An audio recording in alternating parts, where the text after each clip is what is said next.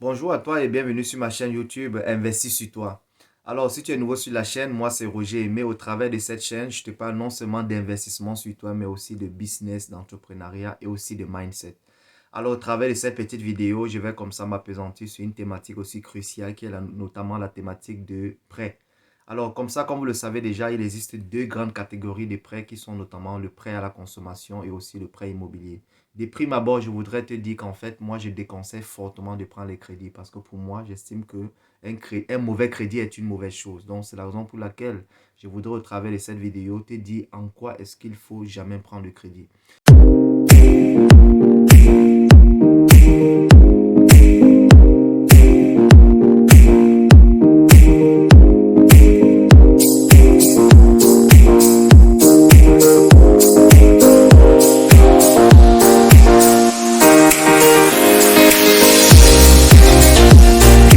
Alors, comme je l'ai dit précédemment, il existe deux grands types de crédits qui sont notamment le prêt immobilier, mais aussi le crédit à la consommation. Lorsqu'on parle de crédit à la consommation, on voit notamment le crédit, par exemple, pour l'achat d'une nouvelle voiture, le crédit, par exemple, pour la rénovation de notre maison, le crédit, par exemple, pour toute autre chose que nous avons besoin dans notre vie quotidienne. Alors, ce genre de crédits, généralement, sont des crédits qui nous prenons généralement auprès des banques ou alors des établissements de crédit. Mais la question qu'on doit se poser, est-ce véritablement important de prendre un crédit à la consommation? Par exemple, pour acheter une voiture. Alors, pour l'achat d'une voiture, par exemple, il y a des gens qui prennent un crédit de 30 000 € pour s'acheter une voiture neuve. C'est quelque chose que je déconseille fortement. La valeur d'une voiture avec le temps, elle décote gravement. Donc, ça ne sert à rien de prendre un crédit de 30 000 € si vous devez, par exemple, rembourser une traite de 600 € par mois sur pratiquement 4 ans. Alors, pour moi, je pense qu'après 2 ans, la valeur de votre voiture aurait au moins perdu 35%. Alors, prendre le crédit pour une voiture neuve, moi, je pense que ce n'est pas vraiment une très bonne affaire. Je préfère encore celui qui s'investit plutôt dans le leasing. Donc, le leasing, ça veut dire qu'en fait, c'est un contrat qu'il signe avec la maison de voiture. Et dans ce contrat, justement, il y a cette possibilité de pouvoir mettre fin au contrat. Si, par exemple, vous ne souhaitez plus continuer ce contrat, c'est par exemple une bonne option, une bonne alternative que de prendre un crédit pour l'achat d'un véhicule neuf. Donc, c'est quelque chose que je conseille, que je recommande même. Je préfère encore le leasing que l'achat d'un véhicule neuf, tout simplement. Parce que le leasing, si vous voyez que vos finances ne sont plus saines, alors vous pouvez comme ça appeler le concessionnaire, vous lui dites qu'écoutez, monsieur, je voudrais mettre un terme à votre contrat. Naturellement, il y aura quelque chose à payer, mais c'est généralement pas grand-chose. Cela vous permet non seulement de mettre l'ordre dans vos finances et de pouvoir revenir si vous le souhaitez. Alors, il y a aussi justement dans la catégorie prêt à la consommation, il y a aussi les prêts qu'on utilise comme ça, par exemple pour la rénovation de notre maison, pour acheter les nouveaux meubles, etc., etc.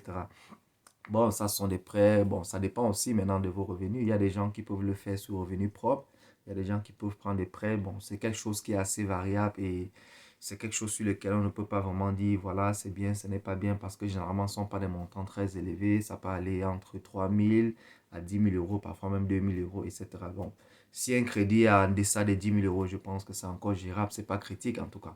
Donc voilà, pour sous-catégorie justement dans la consommation, je pense que c'est des choses qui sont gérables. Alors revenons donc à la grande catégorie qui est notamment le prêt immobilier. Alors vous le savez très bien, l'achat d'une maison, c'est des centaines de milliers d'euros et c'est une décision qu'il faut franchement, les gars, mûrir. Il faut franchement mûrir ces décisions. Même si c'est votre mari, même si c'est votre femme qui vous dit de prendre ce crédit, alors il faut franchement réfléchir d'abord, être convaincu de soi-même, être convaincu que ce que nous prenons là, c'est un crédit qui peut aller sur 25 années. Alors, pour moi, personnellement, je ne vais pas vous donner mon point de vue sur ce sujet parce que je pense que c'est quelque chose qui dépend en fait des sensibilités. Mais je pense que un prêt, un crédit qui va à plus de 25 ans, c'est quelque chose qu'il faut mûrement réfléchir. Il faut vraiment s'asseoir, prendre même 2 ans pour vraiment réfléchir au projet parce que comme ça, vous pouvez vous engager dans quelque chose dans lequel vous ne parvenez pas à terme et après, la banque récupère la maison. Donc, pour celui, par exemple, qui se voit dans son pays de résidence, où est-ce qu'il se trouve, par exemple, vivre plus de 15 à 20 ans, je pense que c'est une bonne option parce que ça nous permet non seulement aussi d'épargner en termes de loyer, mais aussi plus tard, cette maison pourra nous revenir et pourquoi pas, si nous souhaitons, par exemple, retourner dans nos pays d'origine. C'est une option qui est envisageable parce que de toutes les façons, si nous souhaitons la vendre, c'est quelque chose qui va nous rapporter un cash flow vraiment, vraiment énorme. Surtout que nous savons que l'investissement immobilier, l'immobilier, c'est quelque chose qui prend de la valeur avec le temps. Donc, je pense que sur le long terme, ça peut être une option vraiment qui est viable. Mais la question aussi qui se pose, c'est est-ce que vous allez tenir? Parce qu'il faut aussi voir, parce que vous devez justement effectuer les paiements, cette traite à partir de votre salaire. Maintenant, est-ce que votre job, est-ce que vous allez toujours l'aimer dans 10 ans, dans 15 ans? Est-ce que vous allez changer de job? C'est assez de questions qu'il faut se poser. Vous voyez par exemple l'intensité du travail que vous faites, le lifestyle que vous donnez. Est-ce que vous pouvez suivre cela au bout de 10, 15, 20 ans? Est-ce que vous serez fatigué? Est-ce que vous allez continuer à payer les traites? Il faut le savoir. Les traites sont obligatoires, vous devez toujours les payer, quel que soit le cas, vous devez toujours les payer. Donc, la banque, tout ce qu'elle attend, c'est que vous remboursez son argent. Et cet argent, en fait, c'est l'argent des déposants, des gens qui ont mis de l'argent dans cette banque et qui doivent vraiment rentrer en possession de cet argent. Donc, vous devez, quand vous concrétisez ce crédit, vous devez vraiment le payer. Alors, une des choses que je recommande justement, c'est lorsque vous concrétisez des crédits de type lourd, comme j'appelle en quelque sorte, c'est-à-dire des crédits d'une valeur vraiment supérieure à un certain montant, 30, 50, 100 000 euros, 200, 300, 500 000 euros. C'est bien de souscrire à une assurance parce que justement, souscrire à une assurance, nous pensons généralement que c'est une dépense en plus, mais c'est quelque chose qui peut nous protéger justement. Si nous sommes dans les situations un peu, dans les sales draps, dans les situations difficiles, ça peut nous protéger parce que justement, l'assurance peut entrer en jeu et comme ça, si nous sommes dans l'incapacité financière de pouvoir rembourser le crédit, l'assurance peut justement entrer en branle. Cela est très important, ça nous épargne justement d'un certain nombre de préjudices qui peuvent comme ça nous coûter vraiment la vie. Alors justement, en restant surtout sur cette thématique du crédit immobilier, justement, il faut aussi, par exemple, pour quelqu'un qui pense que où est-ce qu'il vit, là peut-être pour 5 10 ans, je pense que c'est pas une option vraiment envisageable. Si vous pensez que, par exemple, dans 5 10 ans, vous ne serez plus dans ce pays, ou alors, voilà, si vous ne souhaitez pas aussi faire de la location, alors c'est mieux de ne pas s'engager dans cette voie. C'est mieux vraiment de ne pas s'engager dans cette voie parce que ça ne sert à rien de commencer quelque chose dont vous n'êtes pas sûr de terminer. Donc, si c'est que vous pensez que dans 5 10 ans, vous allez déménager, aller dans un autre pays, alors c'est mieux de s'abstenir, de pouvoir s'engager dans cette voie. Donc, c'est ce que je tenais vraiment à dire en ce qui concerne le crédit. Donc, il faut vraiment mûrir le projet avant de se lancer dans cette affaire parce que c'est quelque chose que lorsque vous contractez, vous devez absolument rembourser. Mais surtout, les amis, n'oubliez pas aussi, lorsque vous prenez un crédit, de souscrire à une assurance parce que l'assurance, justement, doit vous pallier, doit vous protéger en cas de difficulté. Et aussi, une donnée qu'il ne faut pas oublier, parce qu'il y a aussi certaines personnes qui pensent que, voilà, après un certain nombre de temps, ils vont vendre la maison. Mais, cher ami, si tu as des enfants, si tu as une femme, est-ce que c'est aussi évident comme ça de vendre une maison et voilà, où est-ce qu'il ira ta famille? Est-ce que tu vas aller en location? Est-ce que tu vas mettre tes enfants dehors? Non, je pense que c'est des choses qu'il ne faut même pas envisager. Lorsqu'on achète une maison, c'est d'abord pour soi. On n'achète pas une maison parce qu'on souhaite la revendre plus tard. La maison, elle est d'abord pour toi. Tu dois d'abord aimer ta maison. Tu dois aimer ton projet. Quel que soit ce qui arrive, tu es prêt à assumer les conséquences. On n'achète pas une maison parce qu'on compte comme ça la revendre dans 10 15 ou 20 ans. Non.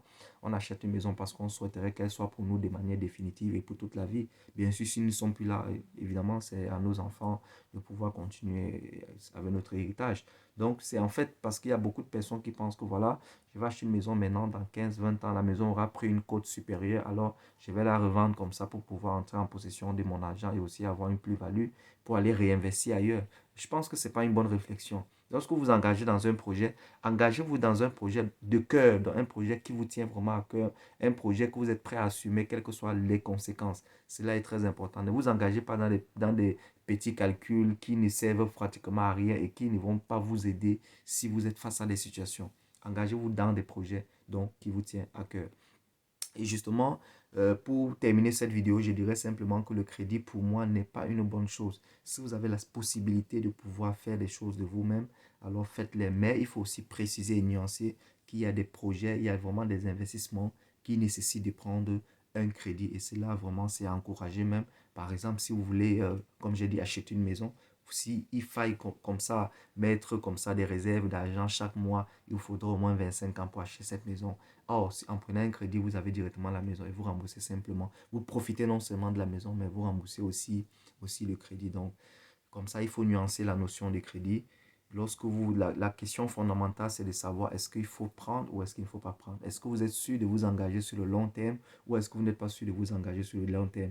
Est-ce que vous êtes prêt à regarder votre compte bancaire et à voir que chaque mois, on débite un montant régulier Et comme ça va se passer sur 25 ans. Et à chaque fois, la banque vous rappellera toujours dans votre historique que monsieur tel, il vous reste tel montant à payer. Est-ce que vous serez toujours capable de regarder ces chiffres rouges qui parfois grincent les dents et vous dire, mais quand est-ce que je vais sortir de cette affaire? Oui, bien sûr, quand vous prenez un crédit, vous devez le rembourser, vous devez aller au terme de cette échéance.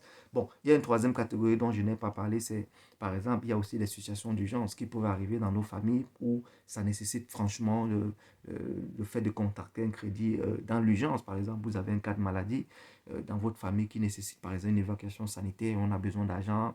Vous savez bien, l'évacuation sanitaire, c'est quelque chose qui coûte assez énormément. Alors, vous ne pouvez pas, face à la mort, par exemple, vous avez quelqu'un dont on a cassé la maison dans votre famille et qui n'a plus de toit. Il faut comme ça construire une nouvelle maison à cette personne, etc.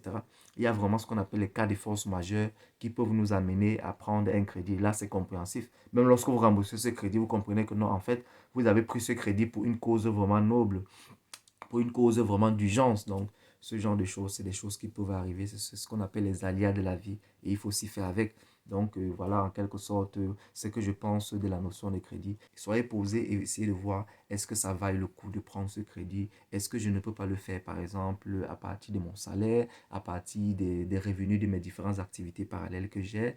Est-ce que c'est pas possible de le faire peut-être sur 5 10 ans? Est-ce que c'est nécessaire de le faire maintenant? Voilà autant de questions que vous devez vous poser vraiment avant de vous lancer véritablement dans la contraction d'un crédit.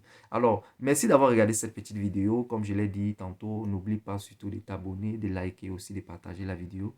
Je vais faire comme ça des vidéos aussi sur des thématiques aussi diverses et variées. Nous allons parler non seulement d'économie, de business, de politique, etc., etc.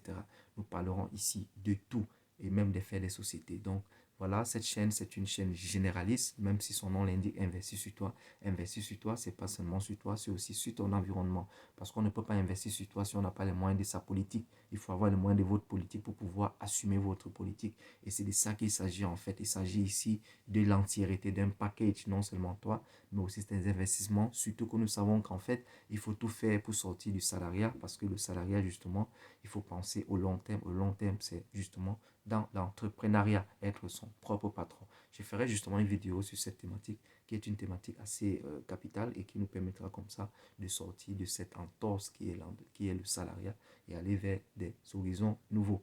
Merci d'avoir regardé cette vidéo. N'oublie pas aussi d'activer la cloche de notification pour recevoir comme ça nos différents pépites comme celle-ci et ce qui te permettra justement de créer un échange avec moi et nous serons discuter à travers les commentaires.